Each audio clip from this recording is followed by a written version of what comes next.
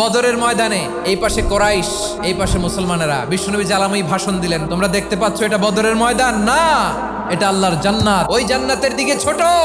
বিশ্বনবীর কথা শোনা মাত্র সাইয়েদনা উমাইর ইবনুল হুমাম বললেন বাখ বাখ, মানে চমৎকার।